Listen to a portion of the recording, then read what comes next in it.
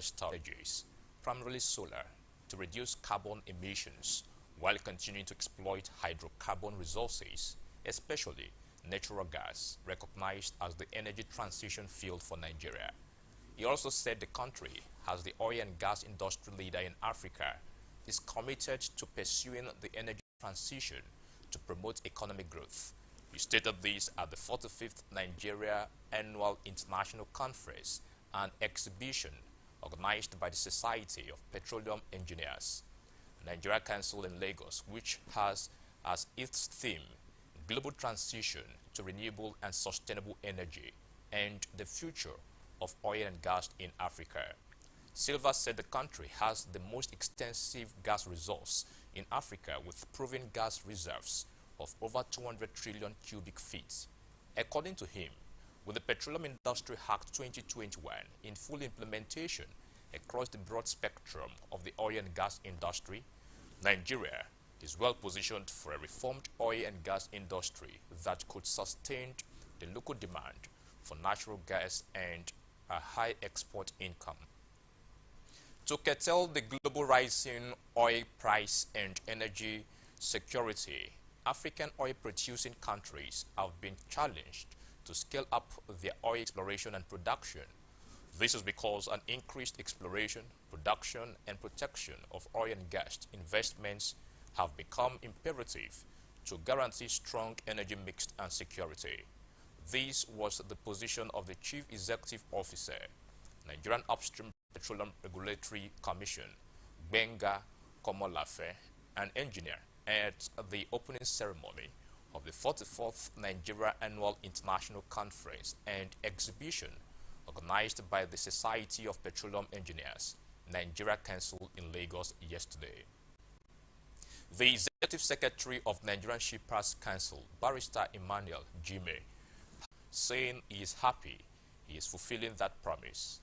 In their goodwill messages during the event, May Hai Yenge, who spoke on behalf of the Levy Obem Yakubu, Dr. Paul Obwa, and All Progressives Congress Guba candidates in the 2023 general elections, Reverend Father Hyacinth Alae, all hailed Jime for remembering home while urging Benue people to take advantage of the opportunity.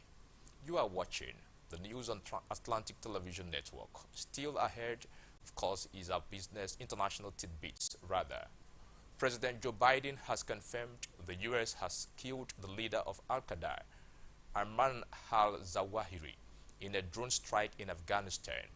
He was killed in a counter-terrorism operation carried out by the CIA in the Afghan capital of Kabul on Sunday.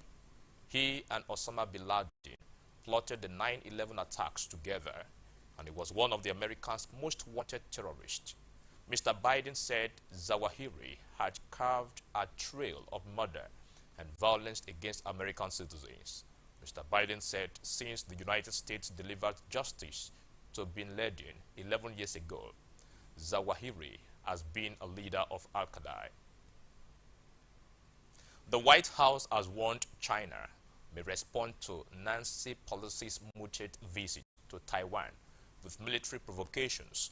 This could include firing missiles near Taiwan or large-scale air or naval activities. Spokesman John Kirby said Mrs. Pelosi, the U.S. House of Representatives Speaker, touched down in Malaysia on Tuesday on a tour of Asia. Taiwanese and U.S. media says she plans to visit Taipei on Tuesday night, but there's been no official confirmation. However, responding to a reporter questions on Tuesday, Taiwan's Premier Sun Seung-chang said the island warmly welcomes any foreign guest. He added Taiwan would make the most appropriate arrangements for any visitors. Taiwan is a self-ruled island but claimed by China, which sees it as a breakaway province. Beijing has warned of serious consequences if Mrs. Pelosi visits. We are watching the news on Atlantic Television Network. Up next is entertainment and sports stories. In the latest stop of his Love Damini U.S. tour, Burna Boy became the first African to sell out the 20,000 capacity State Farm Arena in Atlanta. Burna Boy has been recording historic turnout at all the venues of his ongoing Love, Daminer tour, and at his latest stop in Atlanta, the Grammy winner sold out the prestigious 20,000 capacity State Farm Arena. The concert was held on Sunday 31st July 2022, had over 20,000 fans fill out the arena to watch Burna Boy thrill them with his electrifying and unforgettable performance. Nigerian actress Mona Lisa Chida has continued to appeal for the urgent rescue of two of her colleagues who are in the kidnappers' den. Clemson Connell and Cynthia Okereke were kidnapped in July 2022 while returning from a movie set. Mona Lisa said, "I do not understand how people would think that actors have money. With the paltry sum we receive as fees, the struggle through life changes, health issues we face every now and then." She went on to reveal that the phone being used by the abductors can be traced. According to a U.S. publication, tickets for the international friendly double-header games between Nigeria and the United States women's team have begun. The U.S. women's national team, four-time World Cup champions and four Olympic Games gold winners, will face the nine-time African champions first at the Children's Mercy Park in Kansas City, Kansas on September 3, before squaring off again at the Audi Field in Washington September 6. Tickets are now on sale for fans to secure seats to see the United States women's national team take on Nigeria on Saturday, September 3 at Children's Mercy Park in Kansas City. CAN has both teams prepare for the 2023 FIFA Women's World Cup. The website wrote, "The Children's Mercy Park is home to Kansas City in the U.S. National Women's Soccer League and Sporting Kansas City in the Major League Soccer, while Audi Field is utilized by National Women's Soccer League side Washington Spirit and Major League Soccer team DC United." Napoli have confirmed Viktor Siemen as the club's designated penalty taker for the forthcoming season.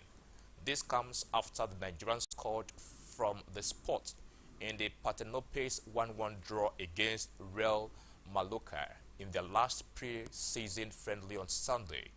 Reacting to his goal, Napoli wrote on their Twitter handle, "Osimhen 1-0, but the most important thing is gonna be a penalty kicker this season." Last season, it was Italy playmaker Lorenzo Insigne who was in charge of the penalty role at the club. However, Insigne has left Napoli to sign for Major League Soccer side Toronto FC. And that's the size of the package. Thanks for joining us this morning. My name is Moses Ben. You can follow us on our social media platforms, Twitter at Atlantic TV Net, Facebook and YouTube at Atlantic Television Network, Instagram at Atlantic TV Network. Remember that peace and unity are the pathways to progress.